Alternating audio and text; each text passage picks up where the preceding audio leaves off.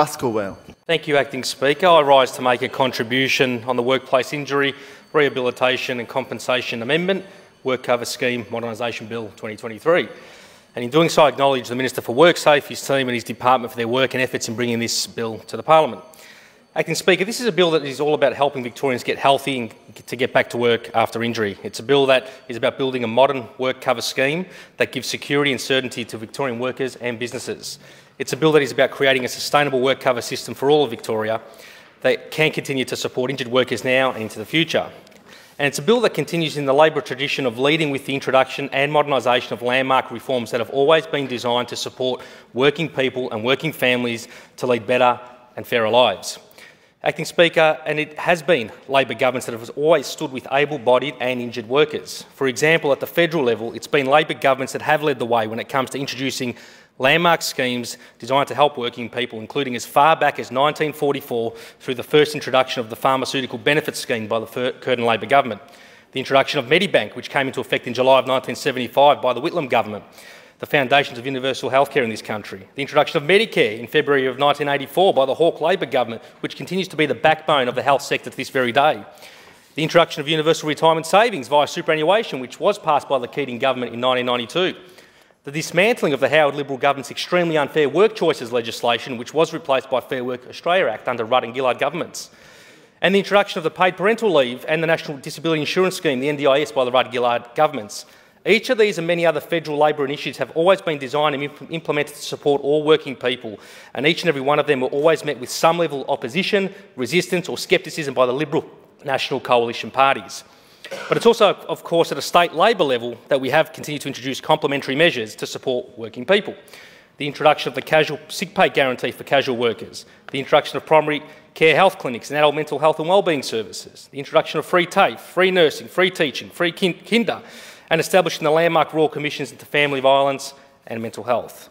The reality is, Acting Speaker, that all of these initiatives and more have been designed to support working people and working families at their core. But just like the federal level, at a state level, each and every one of these initiatives have always been met with some level of opposition, resistance and scepticism, again, by Liberal National Coalition parties here in Victoria too. So when it comes to which side of the House is on the side of working people and which side of the House you can trust when it comes to introducing reforms that concern working people, it is well and truly this side of the House. Just think about the last time you ever heard a coalition government ever advocate for pay rises for workers, introducing universal healthcare for workers, or introducing casual sick pay guarantees for casual workers. The reality is you never have heard this and you never will hear this from Liberal coalition governments. In this context, Acting Speaker, I come to the reforms now before the House containing this Workcover Scheme Modernisation Bill. And just like all of the previous landmark reforms I referenced, the Workcover Scheme was designed by the Cain Labor government in 1985, primarily to support workers with physical injuries.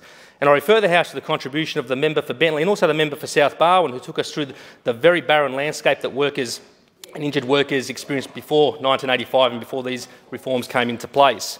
The Workcover Scheme was designed by Labor, and only Labor now can be trusted to modernise the scheme today.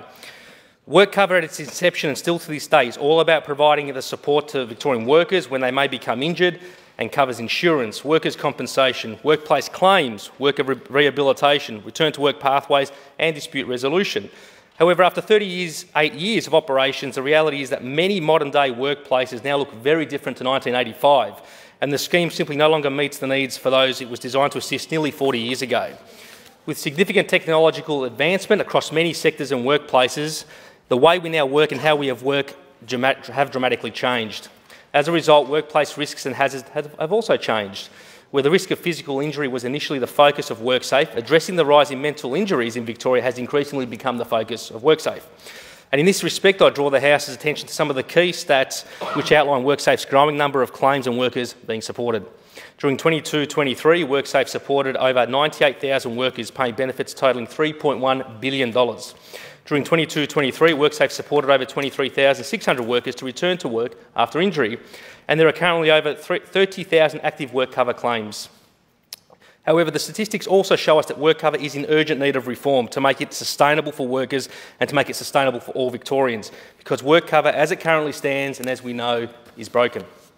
Since 2010, WorkCover's claims liabilities have tripled and been driven by increased costs of weekly income support, many workers staying on the scheme for longer, return to work rates declining, and the rise in mental injury claims, which was never envisaged when the scheme was originally designed.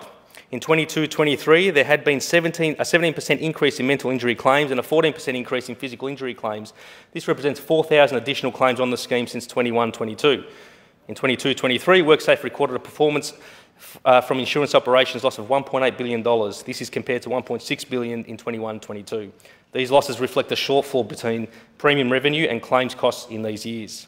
WorkCover premiums have remained static at 1.27%, have not been increased since 2014. No changes to premium rates in almost 10 years. That is why the bill seeks to make several amendments to the Workplace Injury Rehabilitation and Compensation Act of 2013 to deliver on the Victorian Labor Government's commitment to build a modern workers' compensation scheme that gives security to Victorian workers and businesses, which places getting injured workers healthy and back to work following a workplace injury, and which seeks to address the increasing financial pressure on WorkCover to amend structural issues. To deliver on these reforms, the bill contains a number of amendments to a number of acts, and including A, introducing additional eligibility requirements for mental injury so that only significant mental injuries diagnosed by a medical practitioner in accordance with the most recent Diagnostic and Statistical Manual of Mental Disorders, DSM, that predominantly arise out of or in the course of employment are compensable. B, clarifies that there will be no entitlement to compensation for mental injuries that are predominantly caused by work-related stress or burnout arising from events that may be considered usual or typical and are reasonably expected to occur in a worker's duty. C, confirm that where a worker's duties are usually typically traumatic mental injuries predominantly caused by work-related stress or burnout as a result of traumatic events experienced by a worker do remain compensable. D, clarify that disputes relating to initial eligibility decisions under Workplace Injury Rehabilitation and Compensation Act of 2013 cannot be referred to arbitration. E, introduce a permanent whole person impairment threshold of more than 20% alongside the existing work capacity test for injured workers to remain entitled to weekly benefits beyond the 130-week second entitlement period. And F, require the Minister to cause an independent review to the amendments to the scheme arising out of this bill by an expert panel during the 2027 calendar year. But along with these reforms, the government will also be seeking to establish a new Return to Work Victoria, which will be specifically tasked to helping get injured workers to get healthy and to get back into the workforce. Return to Work Victoria, with input from employers, unions, mental health and occupational health experts, will pilot supports for injured workers and those experiencing mental-related stresses to return to work or new training pathways. Because the reality is WorkCover at its heart has always been designed to be a safety net for injured workers, because we know that health and wellbeing outcomes for workers deteriorate and become worse the longer they remain on WorkCover or out of work, which can lead to prolonged injury, unemployment, as well as social isolation and other health and wellbeing issues. Essentially, the longer a person is away from work, the less likely they are ever to return. That is why, to align with other states and territories, WorkSafe will update its test for workers receiving WorkCover weekly payments, as I said, with the 20% whole of person impairment test. And workers who experience less stress and burnout will no longer be able to access weekly benefits from WorkCover, but instead they will be eligible for a provisional payments of 13 weeks to cover medical treatment, while enhanced psychosocial supports will also be provided to help them return to work or explore new training pathways. These planned eligibility changes through this bill, if passed, will come into effect in 2024 and will only apply prospectively. Victorians already receiving WorkCover under the current scheme will continue to do so as currently the case. And that's an important point, because it goes contrary to the fear-mongering of many of those opposites, and particularly the Greens, in relation to this bill, that many on the scheme currently will be impacted now under prospective changes.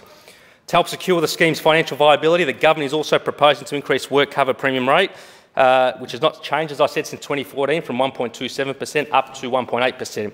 And this is a significant step which will bring Victoria into line with other states and territories, including Tasmania, who have an equivalent rate of 1.9%, South Australia, who have a 1.85% rate, and Western Australia, who have a 1.72% rate.